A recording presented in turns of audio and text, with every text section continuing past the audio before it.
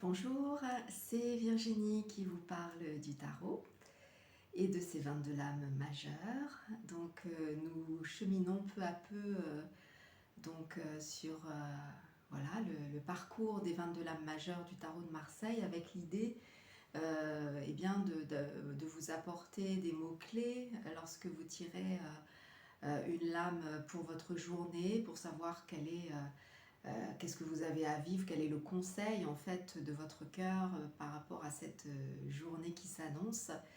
Et là aujourd'hui nous allons parler de mon invitée, l'impératrice, donc un autre principe féminin. On avait vu la dernière fois la papesse et aujourd'hui c'est l'impératrice. N'oubliez pas voilà, de vous abonner si ce n'est déjà fait, ou de transmettre, de partager, de liker ou de commenter les vidéos. Voilà, c'est toujours des encouragements et puis voilà, pour essayer de faire fructifier et de faire connaître, on va dire, ces 22 lames majeures. Alors allons-y pour cette femme qui est assise sur son trône. On voit on est sur ce deuxième personnage féminin, donc je vous rappelle la papesse, je vous la remets ici, on n'est pas du tout dans la même ambiance. Cette papesse, elle avait son livre sur ses genoux, donc qui symbolisait le livre de la vie, d'apprendre à connaître, la femme de connaissance, on pourrait la définir comme cela. Et l'impératrice, elle, on est sur un principe féminin beaucoup plus affirmé, et on va plutôt parler de femme créatrice, et de femmes qui s'expriment, alors que la papesse, elle était plus dans son intériorité, dans son monde intérieur, dans son lien avec le monde spirituel. L'impératrice peut l'être aussi, mais la différence c'est qu'elle, elle va pouvoir, comme elle a un empire, de par son nom, elle a comme un certain pouvoir, un certain rôle à tenir, à jouer. Eh bien, elle aura davantage de faculté de s'exprimer, d'oser être elle-même. Voilà, donc ça fait partie de ces attributs que nous verrons plus en détail, enfin en tout cas plus synthétiquement tout à l'heure, dans ses forces et dans ses faiblesses, puisque l'idée c'est toujours de vous donner les deux facettes de la carte, puisque il n'y a aucune carte totalement positive ni totalement négative, elles ont toutes deux facettes. Et après, c'est selon ce que vous vivez dans votre journée, vous pourrez vous relier davantage à cette lame, par rapport à son côté positif ou négatif. Qu'est-ce qu'on observe, puisque c'est toujours la première chose que je vous incite à faire lorsque vous tirez votre carte du jour, c'est déjà la première impression qu'elle vous fait, surtout si vous ne connaissez absolument rien au tarot de Marseille. L'image va être parlante pour vous, donc faites-vous confiance, parce que c'est très important voilà, de laisser parler votre intuition, ça fait partie je dirais de l'apprentissage du tarot. Et donc là, l'impératrice, donc comme je vous le disais, elle est assise sur un trône, donc elle a cet empire à gérer, à tenir avec son empereur, que nous verrons la prochaine fois bien sûr, mais elle a quand même un rôle très important, d'un féminin beaucoup plus affirmé que la papesse. Elle est vêtue elle aussi de bleu, comme on l'avait vu avec la papesse, qui avait une grande cape bleue avec une robe rouge sous son manteau. Là, on voit pareil, on retrouve cette dominante de bleu, donc on retrouve cet aspect intérieur réceptif du féminin. Mais on voit aussi que dans le bas de l'image, dans le bas de son corps, la robe est rouge aussi, donc tout l'aspect des jambes, qui montre l'aspect plutôt volontaire chez l'individu globalement, les membres montrent cet aspect d'action et volontaire. Là c'est rouge, donc on voit bien que c'est une personne qui va être active dans sa vie extérieure aussi. Mais je dirais que le fait qu'elle soit assise, elle est plutôt dans une phase de préparation, de réflexion, du fait d'organiser les choses. Et d'ailleurs, elle a donc une couronne, elle a une pensée qui est bien mise en valeur, l'aspect tête, l'aspect pensée est couronné. Donc cela montre aussi une femme comment dire, dont la pensée est lumineuse, dont la pensée est éclairée, est inspirée. Et elle, par contre, elle a ses cheveux défaits. hein, ses cheveux blancs défaits, hein. La papesse, elle avait un voile blanc au niveau de sa chevelure, donc elle cachait la chevelure. Donc là, on y voit plutôt une référence bah, voilà, aux religieuses, hein, à proprement parler, qui ne montrent pas leurs cheveux pour ne pas attiser le désir, on va dire. Là, elle, l'impératrice, c'est une femme beaucoup plus libre, qui se montre telle qu'elle est et qui nous montre des cheveux blancs, donc une femme d'un certain âge, même si son visage paraît jeune, ses cheveux sont blancs. Cela montre bah, voilà, aussi toute sa maturité et cette pensée sage, en fait, qui finalement se propage dans ses cheveux, les cheveux étant souvent le symbole du lien, de ses antennes en fait, hein, du lien avec le monde spirituel. Elle porte donc le sceptre, donc, qui symbolise le pouvoir qu'elle a, hein, donc ce sceptre avec donc cette boule qui représente souvent, ben voilà, enfin là en l'occurrence la terre, avec surplombée d'une croix, donc, qui montre bah, justement peut-être ce qu'elle sert, en fait, son idéal. On reparlera du sceptre un peu plus longuement avec l'empereur, puisque lui aussi aura cet attribut, ainsi que le blason avec l'aigle.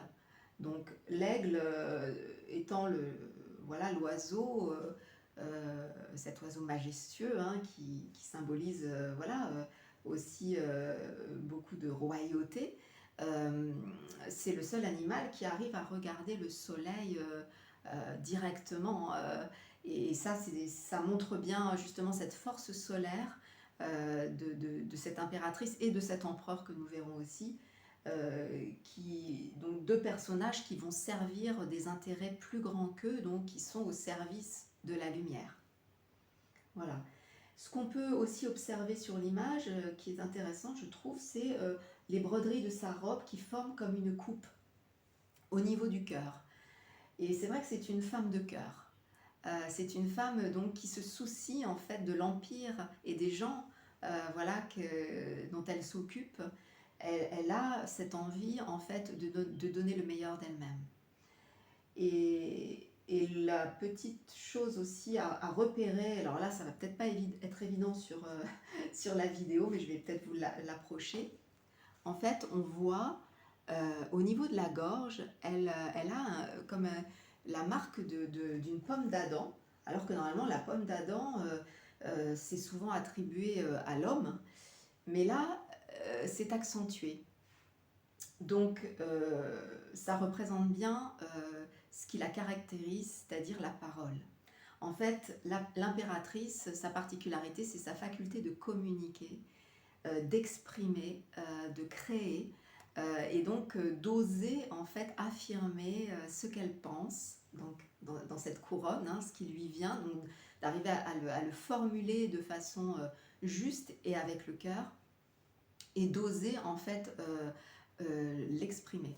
Donc ça fera partie d'ailleurs des conseils du jour, puisque si vous tirez cette carte pour une journée, en positif, cela vous demandera d'oser en fait parler, communiquer peut-être des choses que vous n'osiez pas dire à certaines personnes,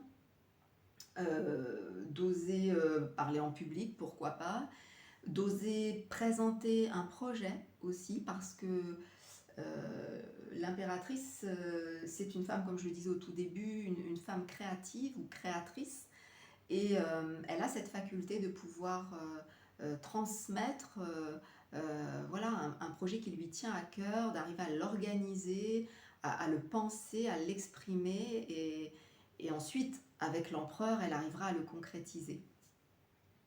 Et puis c'est une femme, quand on voit aussi l'image, hein, elle est sur un trône qui forme comme deux grandes ailes, en fait. Hein. Donc c'est comme si elle se sentait pousser des ailes aussi. Hein. Elle a un pouvoir, mais elle sait bien s'en servir en positif. C'est-à-dire qu'elle sait s'occuper des autres, se transcender pour les autres, et donc faire les choses non pas pour elle, mais pour un mieux-être des autres. Voilà, donc journée davantage tournée sur l'expression de soi, la créativité, le fait même de collaborer avec d'autres et d'oser s'exprimer en public, d'oser dire ce que l'on pense, mais toujours bien sûr avec le cœur. En négatif, à l'inverse, eh bien, cela peut être une journée où il faut faire très attention à ses pensées, qui peuvent être plutôt critiques ou négatives. Justement, une pensée qui là serait coupée de cette coupe du cœur, hein. C'est-à-dire qu'une pensée sans le cœur, c'est une pensée froide, intellectuelle, qui peut être blessante, qui peut être coupante pour des âmes sensibles. Donc l'impératrice, comme elle a un certain pouvoir, elle peut mal utiliser son pouvoir. Et donc avoir une certaine autorité et avoir des paroles blessantes. Donc c'est une journée où il faut faire attention à sa communication et aussi à ses pensées, à ses trains de pensée qui parfois nous assaillent comme ça et on ne s'en rend pas forcément compte dans notre journée. Puis en fait, ça a toutes sortes de conséquences dans notre attitude, dans notre ouverture ou non aux autres. Et donc là, c'est très important d'être consciente de ses pensées et de sa parole. Voilà, c'est un petit peu les conseils que je pourrais vous donner pour une journée impératrice, mais dans l'ensemble, je dirais que c'est une journée où vous pouvez vraiment créer des ouvertures, hein. Si vraiment vous vivez bien votre journée impératrice, cela peut justement changer les choses dans votre manière d'être, dans votre féminité si vous êtes une femme aussi. C'est de trouver sa place, de prendre sa place et de s'exprimer. Après, il ne faut pas être dans le travers qui va être donc de prendre trop sa place, donc d'être trop envahissante en tant que femme aussi, et d'être trop autoritaire, hein, voilà. Donc ça peut amener toutes sortes de médisance, jalousie, ça peut être très impératrice en négatif par exemple, hein.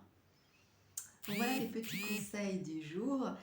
Et je reviens vite vers vous pour vous parler de l'empereur parce que je ne vais pas laisser passer trop de temps entre les deux vidéos parce que ce sont vraiment deux cartes complémentaires. C'est un couple en fait, hein, dans le tarot, hein. Il en existe plusieurs, mais en tout cas là c'est le couple impératrice-empereur et c'est important de les voir vraiment aussi en parallèle.